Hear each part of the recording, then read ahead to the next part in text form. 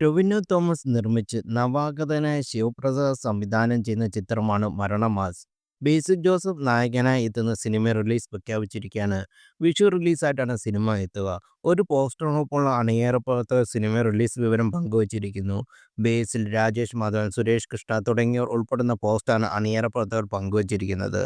ആദ്യ കാഴ്ചയിൽ ഒരു കോമഡി ചിത്രം എന്ന് തോന്നിപ്പിക്കുന്ന പോസ്റ്ററിൽ ഒളിപ്പിച്ചു വച്ചിരിക്കുന്ന ബ്രില്യൻസും സമൂഹ മാധ്യമങ്ങളിൽ ചർച്ചയാകാറുണ്ട്. ബേസിലും സംഘവും നിൽക്കുന്നതിന് തൊട്ടു താഴെ ഒരു മൃതദേഹം ഒളിപ്പിച്ചു വച്ചിരിക്കുന്നതായി കാണാം. ഇതോടെ മരണമാസ് വെറും കോമഡി ചിത്രം മാത്രമല്ല എന്നാണ് പലരും അഭിപ്രായപ്പെടുന്നത്. വാഴ, ഗുരുവായൂർ അമ്പലനടൻ എന്നീ സിനിമയിലൂടെ പ്രേക്ഷക ശ്രദ്ധ നേടിയ സിജു സണ്ണിയാണ് മരണമാസ് സിനിമയുടെ തിരക്കഥ ഒരുക്കിയിരിക്കുന്നത്. ടൊവിനോ തോമസ് പ്രൊഡക്ഷനും വേൾഡ് വൈഡ് ഫിലിംസും ചേർന്നാണ് ചിത്രം നിർമ്മിക്കുന്നത്. ടൊവിനോ തോമസ്, ടിൻസൺ തോമസ്, തൻസി സലാം, റാഫേൽ പൂഴപ്പറമ്പിൽ എന്നിവരാണ് മരണമാസിന്റെ നിർമ്മാതാക്കൾ. ചിത്രത്തിന്റെ എക്സിക്യൂട്ടീവ് പ്രൊഡ്യൂസർ ഗോകുൽനാഥാണ്.